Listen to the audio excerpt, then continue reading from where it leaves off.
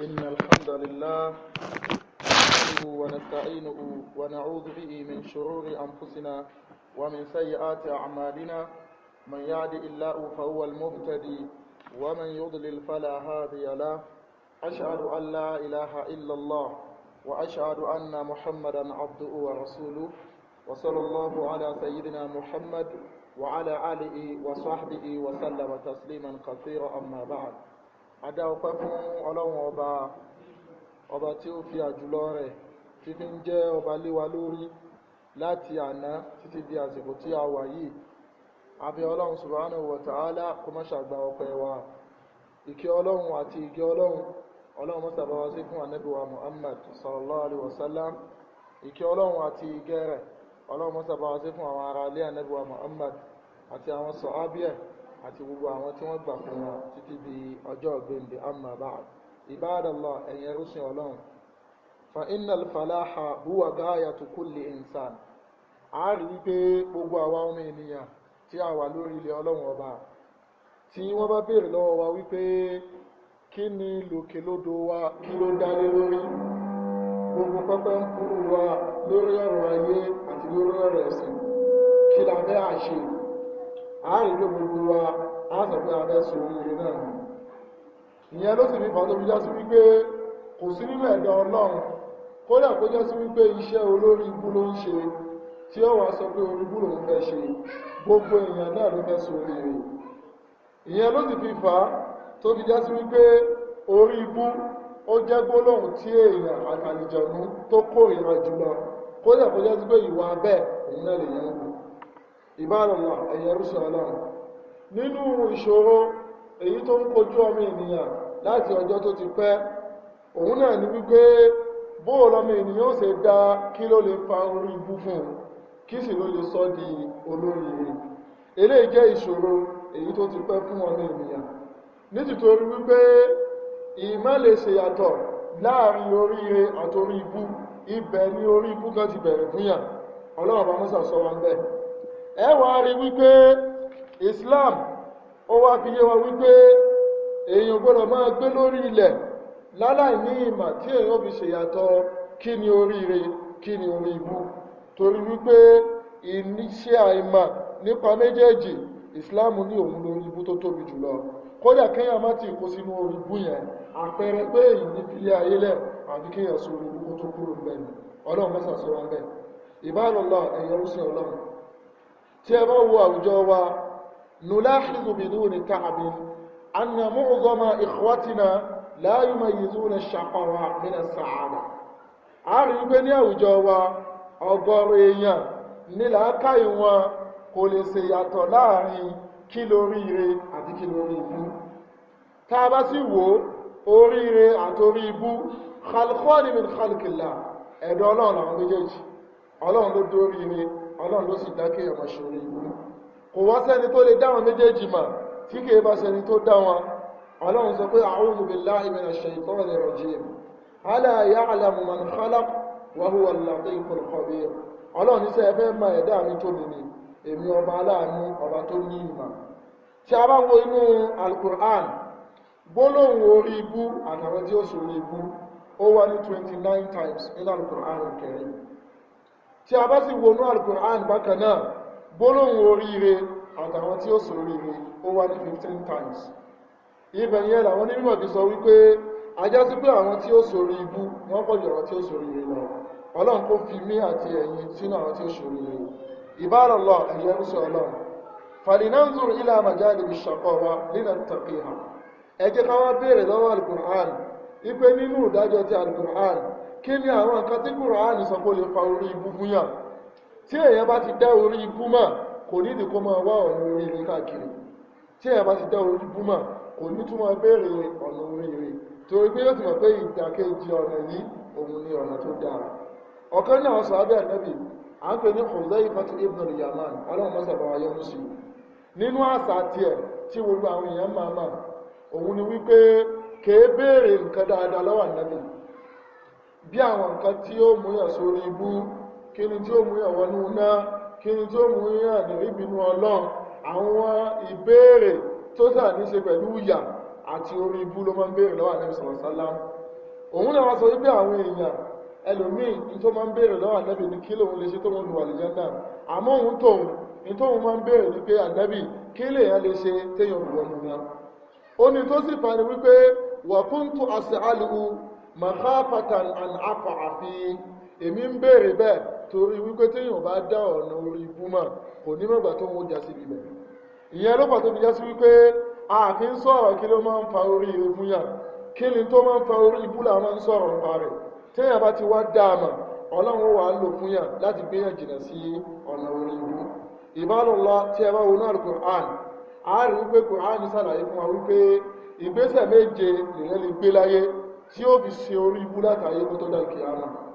ṣùgbọ́n torí àsìkò a bọ̀ sọ̀rọ̀ nípa ẹyọkan istaghfiru ila rabbikum innahu kana ghafuran rahima wa tubu ilayhi innahu kana tawwaban rahima.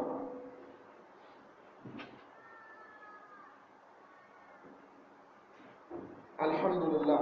wa sallallahu ala sayyidina Muhammad wa ala alihi wa sahbihi wa sallama tasliman kathira amma ba'd. Tí a bá wo inú al-Qur'an ìwé tí Ọlọ́run fi ṣàlàyé gbogbo tí ó wọ́n ṣẹlẹ̀ nílé ayé àtàwọn àtàwà ń bẹ nínú àwọn àlàyé tí Qur'an tí ó ṣàmójúkúrò ń bẹ òun ni ọ̀rọ̀ nípa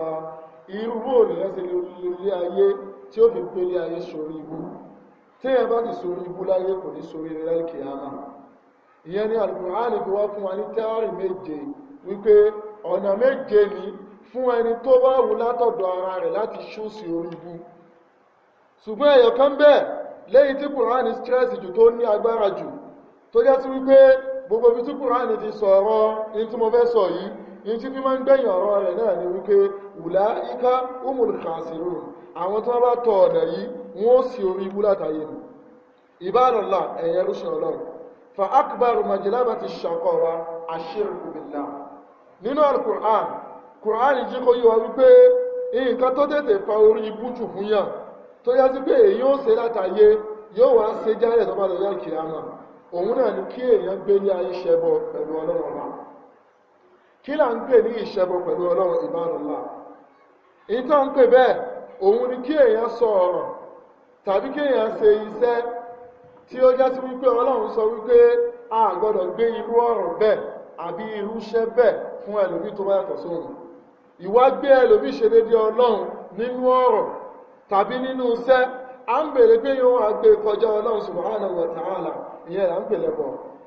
ìfà Kùránì ṣàlàyé pé àwọn tí wọ́n bá kú lórí eléyìí tó bá ní ọ̀rọ̀ yẹn ti kọjá àdúà àwọn tọ́rọ̀ wọn bá rí báyìí ìyẹn gbélé ayé sórí ibú ọ̀rọ̀ rẹ̀ ti kọjá àdúà tó rádùá òkan tó wà ńlẹ̀ mọ́ Kùránì sọ pé wa laqad uhiya ilayka ìwà nabi Muhammad sallallahu alaihi wasallam nínú táwọn ọlọ́run ti fi jíṣẹ́ fún ọ wa ila alladhina min qablik àti gbogbo àwọn tí wọ́n síwájú rẹ̀ ìyẹn ni wípé nǹkan tó jẹ́ sí pé a fi jíṣẹ́ fún ọ tó sì jẹ́ sí wípé kò sí ẹnìkan tó síwájú rẹ̀ tá a sọ irú ọ̀rọ̀ bẹ́ẹ̀ fún kí lọ́rọ̀ náà òun ni pé la in ashrakta bó o ṣe tó lónìí tá à ń pè ọ lọ́rẹ̀ wa fún àwọn èèyàn tá à ń pè ọ ní àyànfẹ́ wa fáwọn èèyàn tó o bá fi lè kó sínú ẹbọ ìwà nábì la yahbatanna amaluka gbogbo sẹ́tàwọn ọlọ́run ti fojú rẹ̀ wò tó ti ṣe àwọn ọlọ́run ó bẹ̀rẹ̀ sí ní máa fojú bínú wò wala takunanna minal khasirin ọwọ́ àwọn náà wọn tí ó ṣe òfò subhanallah ṣe ẹ̀mọ̀ wípé tí olólùfẹ́ méjì tí wọ́n bá jọ jókòó papọ̀ tí èèyàn wá ń ṣe wáàsí fún ẹnìkejì èèyàn débi pé èèyàn wá ń sọ fún wípé nínú nǹkan tó lè ṣe ní tó fi dẹni ẹ̀kọ́ lọ́dọ̀ mi kìí sí ọ̀rọ̀ àwàdà ọlọ́run dájú ọ̀rọ̀ fún ànábì sallallahu alaihi wasallam ó ní ìwà ànábì tó o bá fi lè ṣe nǹkan báyìí ó di olórí ibú ajásí wípé nígbà tí ànábì fi wà láyé ọkàn rẹ̀ ò balẹ̀ wípé òun ò ní kúrò lórí ibú nígbà tó lọ tán ló tó balẹ̀ subhanallah bó wà láwọn lónìí tó jásí wípé láì tí ìfàyélẹ̀ láti mọ sàlàyé bálùkì àmà ó ṣe rí Ibadallah ẹ̀yẹrúsìn ọlọ́run tẹ́ bá wá wo ẹbọ èyí tí ó pọ́n kájù láàrin àwọn mùsùlùmí lónìí mẹ́ta náà ló kún sí àwọn ẹbọ mẹ́tẹ̀ẹ̀ta yìí ilẹ̀kùn orí búsì ni àkọ́kọ́ ni shirikul khawf ẹbọ ìbẹ̀rù kí ni nǹkan tó dì sínú ọkàn rẹ tí wọ́n náà mọ̀ wípé nínú ọkàn rẹ ó bẹ̀rù kí ní ìjú ọlọ́wọ̀n bá lọ ẹbọ ìbẹ̀rù nìyẹn tó jẹ́ sí wípé nínú ẹ̀mí rẹ ó gbà ń pé tí kìíní yìí bá ti yọ́nú sí ọ ìbínú ọlọ́run kékeré lè yìí ṣíríkùl khawf nìyẹn. tẹ́bádẹ́wà àwùjọ wa lónìí oríṣiríṣi àwọn ìbẹ̀rù tó bá ṣe wájẹ́ sí pé ìbẹ̀rù tó ṣe fojú rí ni kò bá dáa superstition nǹkan tí ò sí àwa gbin ìbẹ̀rù rẹ̀ sínú ọkàn èèyàn tó fi jẹ́ sí pé èèyàn ó máa kú kíkú gangan tó dé. nínú àwọn nǹkan tí àwọn èèyàn máa ń bẹ̀rù òun náà ni agbára òkùnkùn. àwọn tí wọ́n máa ń ṣe wá sí káàkiri tó yẹ kó máa dẹ́rù ọlọ́run bá àwọn èèyàn wọ́n wá fi ìbẹ̀rù ọlọ́run lẹ̀ wọ́n máa wá dẹ́rù ṣètánì wọ́n máa dẹ́rù rẹ̀ bá àwọn èèyàn pé máa yé kí láyé à ń sọ̀rọ̀ ẹni tó dá ayé òun wá ń sọ̀rọ̀ ayé níwájú ẹni tó dá kí láyé níwájú ẹni tó dáyé pé èèyàn wọ̀ yẹ ẹ̀dá nǹkankan mà kí lè àdámà kí lọ ọlọ́run ṣàlàyé fún anáàlú Qur'an kí ló lé lé ayé tó ju agbára ẹni tó dá lọ kò sí ìyẹn ló fọwọ́ sí pé ṣíríkùl khawf kí èèyàn máa páyà nǹkankan tí yóò fojú rí àwọn àgbàlagbà ìbẹ̀rù kejì tún nìyẹn àwọn àwọn làgbàlagbà yẹn kò ní lè dákọ méjì mẹ́ta fún wa superstition kí èèyàn kọ́ máa create ìbẹ̀rù sẹ́mi àwọn èèyàn láì ní rí nǹkan tí yẹn ń bẹ̀rù yẹn. so nínú àwọn ibi tá a ti ń di ẹlẹ́bọ nìyẹn ṣíríkùl khawf kí èèyàn máa bẹ̀rù àṣàsí Islam fi rinlẹ̀ fásàsí wà ṣùgbọ́n kí ló sọ pé yóò gbẹ̀yìn ẹni tí máa ń jálá sàsí olólórí ibú ni wọ́n látàyé wala yuflihu as-sahiru haythu ata ṣùgbọ́n ká wá sọ di big deal ìtọ́lọ́wọ́n bó kàkún kankan tọ́lọ́wọ́n ti yanjú fún ọ́nà Al-Qur'an káwọn lẹ́sẹ̀ wá capitalize pé kódà nínú tí wọ́n máa ń ṣe kí ní ìta ló rán ní gbogbo eléyìí ìta àmọ́ ń gbèsè ọkàn yẹn ni wípé ọlọ́run ní báyé yìí ṣe lè tó ẹni tó bá dí ọmọ òfin ọlọ́run ọba ọlọ́run ṣe gbogbo ẹ̀ ní fúfú yẹ mú ìta àfi máa ṣe wà sí nìyẹn kì í ṣe pé káwọn wá gbé ìbẹ̀rù sẹ́mi àwọn èèyàn so that wọ́n ó tún fi lè wọn wá bẹ̀rù kankan ju ọlọ́run tó ní kíní yẹn lọ ìyẹn jẹ́ ọ̀nà àkọ́kọ́ nínú ọ̀nà táwọn èèyàn fi ń ṣe ẹbọ. ẹlẹ́ẹ̀kejì ṣíríkùl mahabba ẹbọ ìfẹ́ kí ni nǹkan náà tó gbé sínú ọkàn rẹ tó mọ̀ wípé kíní ó fẹ́ràn rẹ̀ ju ọlọ́run ọba tó ní lọ. láwùjọ tí a wà àwọn èèyàn fẹ́ràn owó ju ọlọ́run lọ ni wọ́n fi sọ fẹ́yàn wípé àtibọ̀ owó ò ní lówó àfi tó bá tó múyàwó rẹ̀ wá ọlọ́run ní tó bá pa èèyàn ó dolórí ibú ṣùgbọ́n torí ìfẹ́ owó wípé àgbọ̀dọ̀ má ní tí n bá lówó tí n bá padà sẹ̀ wọ́n á rí ìbínú ọlọ́run ọba kò sí wàhálà subhanallah ṣíríkùl mahabba ẹbọ ìfẹ́ kò já sí pé nǹkan kan bẹ tó wà nínú ẹ̀mí èèyàn téèyàn mọ̀ pé èèyàn fẹ́ràn kìíní yẹn jọ ọlọ́run ọba lọ nínú rẹ̀ ìnífẹ̀ẹ́ ayé kéèyàn fẹ́ràn ayé débi wípé èèyàn gbà pé ibi táyé bá ń lọ láàlọ́ kódà tó bá takùtọ̀ náà wá subhanahu wa ta'ala ibadallah ẹ̀yẹ rúsùnàlá ṣíríkù du'a wal ìbádà ẹbọ àdúà kíyàn máa bẹ nǹkan ìmí ìyàtọ̀ sọ́lọ́wọ́ bá nígbàtí ìṣòro tọ́lọ́n lóhun nìkan lòun lè mú kúrò nígbà tó bá dé báyàn ẹ̀rí wípé nínú àwọn ẹbọ tó fọ́n kánadá ńlẹ̀ Yorùbá òun ni ẹ̀bẹ̀ àwọn àgbà ẹ̀rí ẹ̀mọ̀ pẹ̀lẹ́ náà wà fáà náà ẹ̀bẹ̀ àwọn àgbà láti wọn ìtumọ̀ ẹ̀bẹ̀ àwọn àgbà ní pé ní tó délẹ̀ yìí kò sí tágbára rẹ̀ ká àfi agbára àwọn tí ò ṣetọ́ lọ́wọ́ àwọn lábẹ́ ìṣẹ́lẹ̀ tó yẹ ká fi ṣe kí nìyẹn ká fi bí Ọlọ́run ọba tó yẹ pé ní táwọn pè ní àdúrà òun náà ní ẹ̀bẹ̀ ìbẹ̀yàn láti ṣe nǹkan kan wípé ṣàánú mi bá mi mú kíní kúrò gẹ́gẹ́ bí mùsùlùmí tààrà mọ̀ bẹ̀ tí nǹkan bá tilẹ̀ sí wa Allah subhanahu wa ta'ala ọjọ́ tí yẹn bá ti wala tad'u ma'a Allahi ahadan Ọlọ́run ní ẹ gbọ́dọ̀ pé ẹlòmíì beside Ọlọ́run subhanahu wa ta'ala gbogbo tó bá wá ń ṣẹlẹ̀ sí ẹ̀ láyé tí yẹn bá tún ní nǹkan kan tí ń bẹ ẹ̀bẹ̀ àgbà ní ṣe ni àbí ìyọnú àgbà ní ṣe ni àbí nǹkan kan ní ló tún wá ń ṣe kún àdúrà tí ń ṣe Ọlọ́run sọ pé ẹni tọ̀hún ó ti di ẹni ẹ̀kọ́ ẹni ègbé lẹ́ẹ̀fì máa rí wípé nínú àwọn ọ̀rọ̀ tí ò dáa tí máa ń jáde lẹ́nu àwọn èèyàn wọ́n ní tí ẹ̀ bá ń ṣe yá Allah ó tún máa ṣe yá àyànṣẹ́ ó lè wọlé nínú ẹ̀sìn mi nínú Islam tó o bá ṣe yá Allah tó tún ṣe yá àyànṣẹ́ ẹni tí ó ṣe yá àyànṣẹ́ tí ó ṣe yá Allah ọ̀rọ̀ rẹ̀ ó já síbi tó dáa jùwọ́ tó ṣe yá Allah tó tún ṣe yá àyànṣẹ́ tó Ọlọ́run lóhùn nígbà ẹ̀sìn tá a bá ti fi ẹbọ kékeré kùn ìyẹn ló pàtàkì jẹ́ nínú Islam ti wa ẹni tí ó bá ṣe kó dúró ẹni tí ó bá lágbára rẹ̀ Ọlọ́run ò bẹ̀ wá sọ́rọ̀ òun bẹ̀ wá pé ká ṣe tòun ni kò bẹ̀ wá ká ṣe tòun torí ara wa ni tí èèyàn bá fi lè ṣe tọ́lọ́run tí wọ́n mú ti èṣù mọ́ díẹ̀díẹ̀ Ọlọ́run sọ náà Al-Qur'an wípé ẹni tí ò ṣe tọ́lọ́run rárá ibi tọ́rọ̀ rẹ̀ ó já sí ó dájú tèèyàn lọ torí pé ẹbọ kékeré ó ba ìbádà ọgọ́rùn-ún jẹ́ subhanallah Ọlọ́run sàṣọ wa ń bẹ̀ ṣíríkùl ìbádà ẹbọ ìjọsìn gbogbo tọ́lọ̀ ń pè ní nǹkan tá a gbọ́dọ̀ gbé fẹ́ lómi àfohun bí ẹ̀jẹ̀ àwọn ẹlòmíì náà ń gbẹ̀jẹ̀ nísìnyí kí a máa lọ tó bá rí bẹ́ẹ̀ kí ló ṣe fún mi ṣé wọ́n ló ṣe fún ni yufuna bin nadhir ọlọ́run láwọn tó yẹ sí pé tó bá jẹ́jẹ́ pẹ̀lú ọlọ́run wọ́n mú ṣẹ wa yakhafuna yawman kana sharruhu mustatira àì jẹ́jẹ́ àì sì gba ẹ̀jẹ́ ọlọ́run nìkan ni wọ́n ń gbẹ̀jẹ́ ọlọ́run tó bá ṣe nǹkan báyìí fún mi ń fi àwẹ̀ ọjọ́ mẹ́ta dúpẹ́ lọ́dọ̀ rẹ̀ ìwọ ọlọ́run tó bá ṣe nǹkan báyìí fún mi ń pa ẹran ń fi fún àwọn ẹ̀rọ jẹjẹ ọlọ́run nìkan là máa ń ṣe fún gbogbo owó tó gbéra rẹ sípò pé ọ kí tó bá bọ́ sí èlò ló fún mi ń bẹ̀ subhanallah ọmọ ọlọ yóò rí bẹ́ẹ̀ o ti sọ ara rẹ lọ́lọ́run ẹni tó gbé ọ sípò bẹ́ẹ̀ òun náà dẹ́lẹ́ bọ̀ ẹjọ́ máa pàdé nínú náà méjèèjì ọlọ́run kó sọ bẹ́ẹ̀ hada wa sallallahu ala sayyidina muhammad wa ala alihi wa sahbihi wa sallam ربنا آتنا في الدنيا حسنة وفي الآخرة حسنة وقنا عذاب النار ربنا لا تزغ قلوبنا بعد إذ هديتنا وهب لنا من لدنك رحمة إنك أنت الوهاب اللهم انصر المجاهدين في كل زمان اللهم انصر المجاهدين في كل مكان اللهم وحد كلمات المسلمين ولا تشتت شملنا اللهم انصرنا على الأعداء ربنا أرنا الحق حقا وارزقنا اتباعه وارزقنا الباطل باطلا وارزقنا اجتنابه سبحانك اللهم وبحمدك أشهد أن لا إله إلا أنت أستغفرك وأتوب إليك سبحان ربك رب العزة عما يصفون وسلام على المرسلين والحمد لله رب العالمين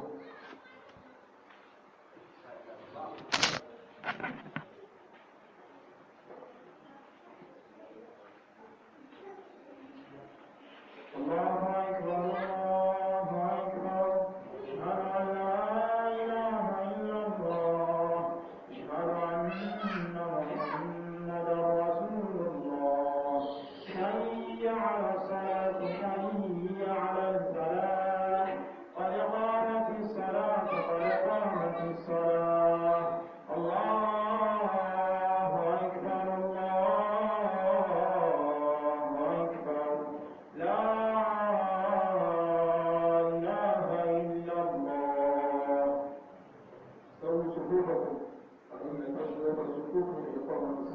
شوف الكلام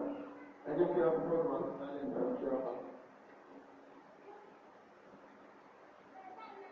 الله أكبر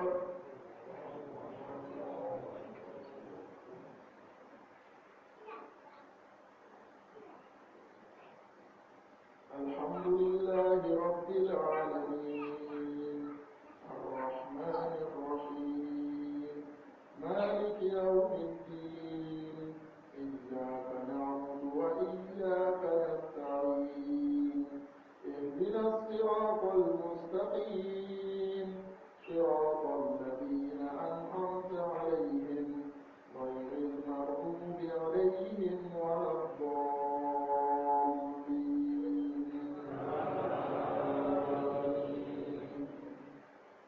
ألم تر إلى الذين يدعون إلى كتاب الله ليحكم بينهم ثم يتولى فريق منهم وهم معرضون ذلك بأنهم قالوا لن تمسنا النار إلا أياما معدودات وذرهم في دينهم ما كانوا يفترون فكيف إذا جمعناهم ليوم لا ريب فيه ووفيت كل نفس ما كسبت وهم لا يظلمون قل اللهم مالك الملك تؤتي الملك من تشاء وتنزع الملك ممن تشاء وتعز من تشاء وتذل من تشاء بيدك الخير إنك على كل شيء قدير تولج الليل في النهار وتولج النهار في الليل وتخرج الحي من الميت وتخرج الميت من الحي وترزق من تشاء بغير حساب لا يتخذ المؤمنون الكافرين أولياء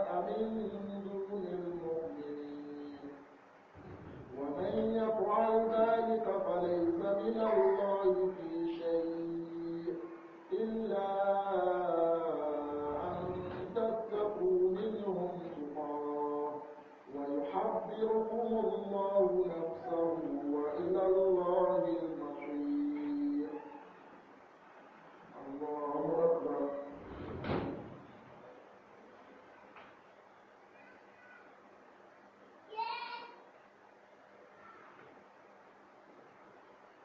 سمع الله لمن حمده.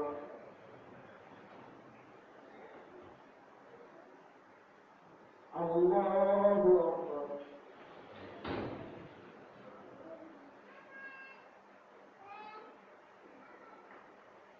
الله أكبر.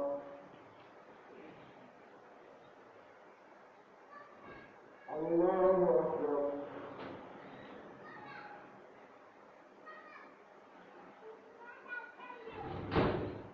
الله أكبر. الحمد لله رب العالمين الرحمن الرحيم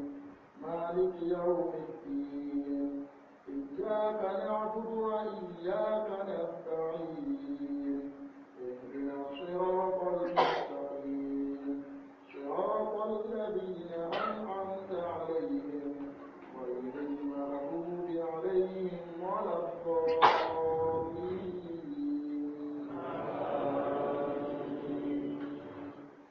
إن الله لا يستحيي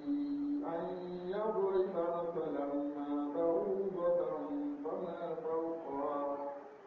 فأما الذين آمنوا فيعلمون أنه الحق من ربهم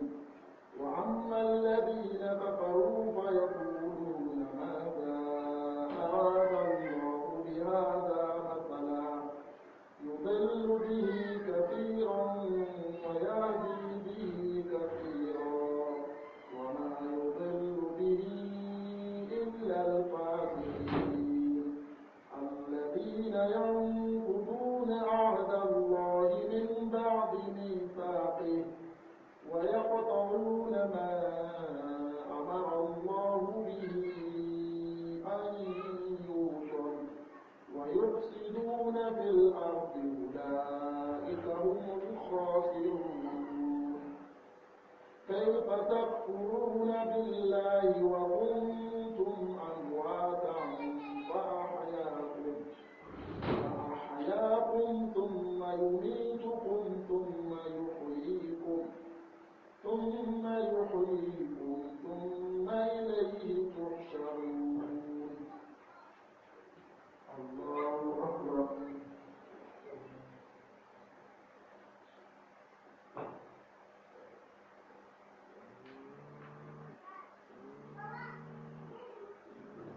سمع الله لمن حمده.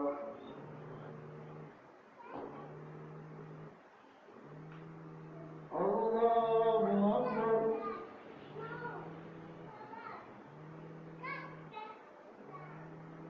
الله أكبر. الله أكبر.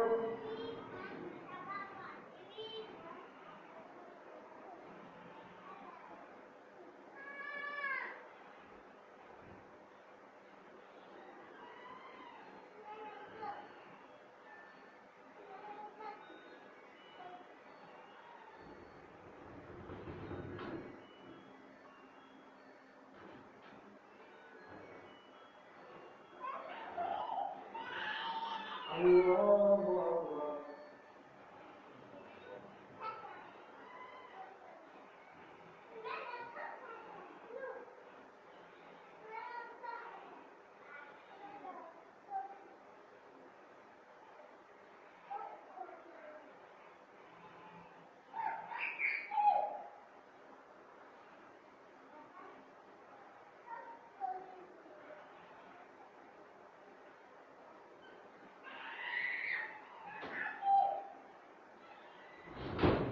السلام عليكم ورحمة الله. السلام